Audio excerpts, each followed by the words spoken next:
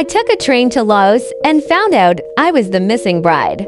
I found the wedding invitation at Kunming South Railway Station. It was 8:47 in the morning. I was about to take the China-Laos Railway to Mohan for work. My job was to film a short video about how Yunnan connects China with Southeast Asia. To be honest, the topic sounded very official. So official that I had already planned the whole script in my head. First shot, crowds walking through Kunming South Railway Station. Second shot, the train passing through green mountains. Third shot, me looking into the camera and saying, starting from Yunnan, we travel south towards Southeast Asia. Safe, proper, very educational, and probably very boring. Then I saw a red wedding invitation under a chair in the waiting hall. It was beautifully designed. The cover had ethnic patterns from Yunnan, but inside there was a small sticker written in Thai. What really made my hands go cold was the line printed in Chinese. Miss Lin Xia, welcome to your wedding. My name is Lin Xia, but here is the problem. I don't have a boyfriend, let alone a wedding. My first thought was that someone was playing a prank on me, but when I opened the invitation, the venue made my heart stop for a second. Venue, train D887, China-Laos Railway, carriage 6. Time, 9:30 a.m. today. Bride, Lin Xia. Groom, Annan. I stared at the name Annan for a long time. It wasn't a name I could easily forget. 3 years ago, when I was an exchange student in Chiang Mai, Thailand, I met a boy. His Chinese was surprisingly good. When he smiled, he had one little tiger tooth. His name was also Annan, but we had not spoken for 3 whole years. Or, to be more accurate, he disappeared 3 years ago. No explanation, no goodbye, not even a proper take care. The only thing he left behind was one unread message. Lin Xia, I'm sorry. Don't wait for me anymore. I cursed him for 3 months. Then I stopped. Not because I forgave him, because I got tired. I took a photo of the invitation and sent it to my friend. She replied instantly, Girl, you're not actually getting on that train, right? I typed back, Of course not. 5 minutes later, I was sitting in carriage 6. Because the biggest weakness of human beings is this. Even when we know something is ridiculous, we still want to know what happens next. Carriage 6 was quiet. Too quiet for an international train. As soon as I found my seat, a Thai girl in a floral shirt walked up to me and asked in Chinese, Are you Lin Xia? I nodded. She let out a huge sigh of relief and pushed a white bridal veil into my arms. Thank goodness! The bride is finally here! I almost jumped out of my seat. Wait, I'm not the bride? The girl looked even more shocked than I was. But your name is on the invitation. Then she took out her phone and showed me an account. It belonged to Mina, a very popular travel influencer in Thailand. She had more than 3 million followers. Her latest video was titled, My brother is getting married on a train in China, but the bride has disappeared. It already had over 200,000 likes. In the video, Mina was crying beautifully into the camera. My brother Annan fell in love with a Chinese girl in Chiang Mai 3 years ago. For her, he learned Chinese, drank pu'er tea, and even said he wanted to live in Yunnan one day. But today, right before the wedding, the bride disappeared. I almost laughed out loud. Me? Disappeared? I didn't even know this wedding existed. I asked Mina, Where is your brother? Her expression changed. He's missing too. That was when I realized something was very wrong. There was a wedding where the bride didn't know she was getting married. The groom was missing. The only people present were the groom's sister, dozens of strangers, and several phones already set up for live streaming. I looked around the carriage. The passengers were all strangely prepared. Some were holding flowers, some were carrying cameras. An elderly Laotian woman was tying red ribbons onto the seats while holding a huge bag of sticky rice. I asked, Is this some kind of show? Mina was silent for a few seconds. It was supposed to be. She told me that Annan had become a travel content creator in Thailand over the past few years. Recently, he had planned a series called Taking the Train to Marry You, from Bangkok to Vientiane, from Vientiane to Yunnan, He wanted to apologize to the Chinese girl he had loved 3 years ago. Then he wanted to propose to her on this train. That girl was me. After hearing this, my first instinct was to call the police. I wasn't touched. I was horrified. I didn't even know that in someone else's story, I had already been cast as the female lead. I asked Mina, "What made your brother think I would say yes?" Mina lowered her voice. "He said you would definitely come." "Why?" She handed me her phone. On the screen was the last message I had sent Annan 3 years ago. Back then, I was younger and much more foolish. I had asked him, "If one day you come to Yunnan to find me, should I still meet you?" He never replied. Now I realized he hadn't ignored the message. He had just waited 3 years and tried to answer it with a live-streamed wedding. After the train started moving, more and more people entered the live stream. Thai viewers, Laotian viewers, Chinese viewers. The comments were moving too fast to read. "The bride is so pretty! Is this a real wedding? The China-Laos Railway is so romantic! Where's the groom?" I looked at all those blessings and felt my scalp go numb. I wasn't here to get married. I was here for work. I opened my phone, planning to message my boss and ask for leave. Before I could type anything, my boss messaged me first. "Lin Shaw, are you trending?" I clicked the link. The headline read, "Thai influencer holds train wedding. Bride turns out to be a Chinese girl." My vision went dark. Great. It turns out it only takes one wedding invitation to turn a communications worker into communication material. Just then, the train announcement came on. "Next station, Pu'er." Mina suddenly stood up. "My brother might get on here." Everyone in the carriage turned toward the door. My heart, very annoyingly, skipped a beat. The doors opened, but the person who got on was not Anand. It was a Chinese man in a dark suit. The moment he saw me, he froze. I froze too, because I knew him. His name was Ju Yi. He was my ex-boyfriend from university. He was also the client contact for my current work project. He was holding a bouquet of flowers, and his face looked terrible. I asked, "Why are you here?" He looked at the veil in my hands, then at the live stream camera. "I should be asking you that." The comment section exploded. "An ex-boyfriend? The drama begins. The groom hasn't even appeared, but the rival is already here?" I wanted to jump off the train. Mina looked even more excited than the viewers. She held up the phone and whispered, "Lin Shaw, who is this?" I said, "Just a colleague."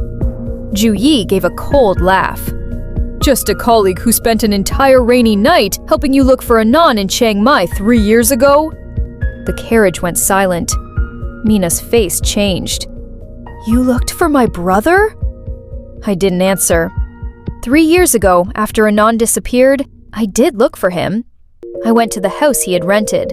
I went to the cafe he always visited. I even went to the travel agency where he used to work. In the end, Ju Yi stayed with me until dawn. That night, it rained heavily.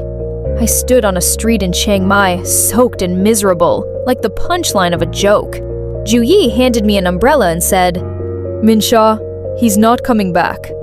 I didn't believe him then. Later, I did. And because I wanted so badly to prove that I hadn't lost, I dated Ju Yi for a short time. But we broke up quickly, because Ju Yi had always known the truth. I didn't really like him. I just wanted to look like I had moved on. So now, seeing him on this train felt like watching an old debt being dragged back into the present. I asked him, "Why did you come?" He said, "The client suddenly asked me to go to Mohan to adjust the filming plan." Then he looked at Mina. "But now it seems the real filming plan is here." He stepped closer to me and lowered his voice. "Lin Shaw, you should get off this train. This live stream feels wrong." "What do you mean?" He showed me his phone. He had checked Mina's account. Her traffic had been dropping badly recently. This so-called train wedding was designed to be a viral comeback. Anand might not even want to propose. He might not even appear at all. My heart sank. So this wasn't delayed love. It was a traffic strategy. At that moment, I couldn't tell whether I felt disappointed or relieved. I took off the veil and was about to leave, but just then, the elderly Laotian woman grabbed my hand. She had been sitting quietly in the corner the whole time. Now, in broken Chinese, she asked me, "Are you the girl who sent Anan a bag of Yunnan coffee 3 years ago?" I froze. How do you know that? The woman took out an old metal tin from her bag. It was worn and scratched, with a faded label on it. Yunnan Arabica coffee. It was the coffee I had sent Anan 3 years ago. Inside was a note written by me. "If one day you come to Yunnan, I'll buy you a real hot cup of coffee." The woman told me that Anan had not disappeared on purpose. 3 years ago, his father suddenly became seriously ill. Anan rushed back to Laos from Chiang Mai. To pay off his family's debts, he sold his phone and lost all contact with the outside world. Later, when he tried to find me, I had already returned to China and changed my social media account. All he had left was that coffee tin. The woman said, "He has wanted to come to Yunnan for 3 years." "Then, where is he?" She lowered her head. "Last night, at Vientiane Station, someone stopped him." Mina's face turned pale. "Why didn't you say that earlier?" The woman looked at her, her voice shaking. "Because the person who stopped him was your manager." The whole carriage exploded. Mina's manager had been standing behind the camera the entire time. When he heard this, he immediately tried to turn off the live stream. Zhu Yi rushed forward and blocked him. The phone fell to the floor, but the live stream was still on. The comments went crazy. "What does that mean? The manager stopped the groom for traffic? This is insane!" The truth finally came out. Mina's team had indeed planned the live stream wedding, but Anan had not agreed to everything. He only wanted to apologize to me on the train. He did not want a public proposal. He did not want me to be watched by millions of strangers. But the manager thought a cross-border train wedding would be more dramatic. To create conflict, he deliberately never contacted me. He only sent the invitation. And when Anan changed his mind at the last minute, the manager kept him in Vientiane and stopped him from boarding the train. Mina stared at her manager. "So you made my brother disappear just to make the live stream more dramatic?" The manager panicked. "What do you know? If this account doesn't go viral again, the whole team is finished!" Every word was heard by the live stream. At that moment, I suddenly found it deeply ironic. We always say we want to tell good stories, but some people, just to make a story look better, dare to rewrite other people's lives. The train kept moving south. Outside the window were the mountains of Yunnan, sunlight falling across the tracks. I sat back down. Suddenly, I didn't want to run anymore.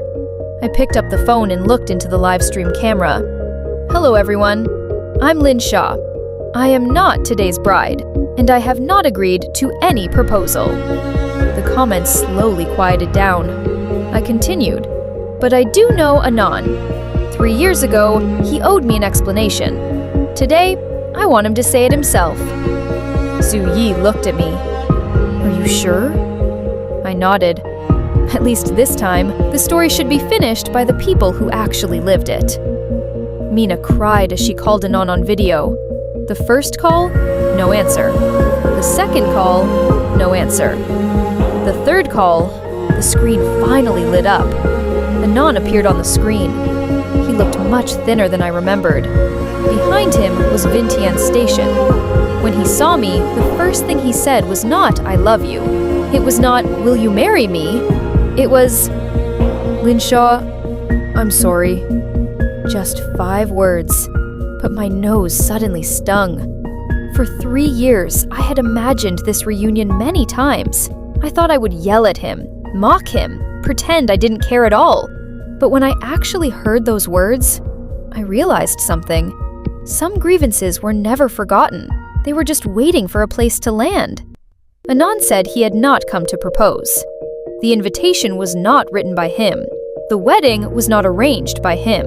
He had only planned to get on at Pu'er Station, bring me a cup of Yunnan coffee he had spent 3 years learning how to make and say a very late apology. If I was willing, he wanted to get to know me again. If I wasn't, he would get off at Mohan and return to Laos. He said, "I didn't come to take you away. I just wanted to return the ending that disappeared 3 years ago." No one in the carriage spoke. Even the comments slowed down. Zhu Yi stood beside me and suddenly smiled. He said, "Now you can choose for yourself." When the train was close to Mohan, Mina ended the live stream. For the first time, she didn't check the numbers. She sat beside me and cried. "I'm sorry," she said. "I thought as long as the story was interesting, people would like it." I said, "An interesting story is not the problem. The problem is when real people become props." When the train arrived, I got off. The wind on the platform was strong. I thought Anand wouldn't make it.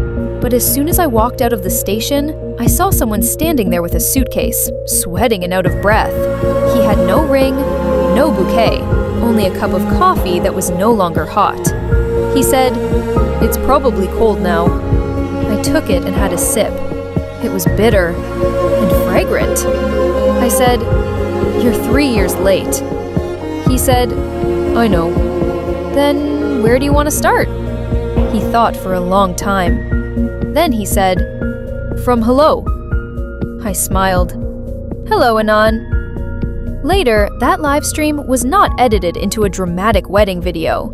Mina recut it into a much longer video. The title was, "I almost turned my brother's love story into a traffic script." At the end of the video, I did not get back together with Anand. Zhu Yi did not turn into a villain. There was no grand wedding.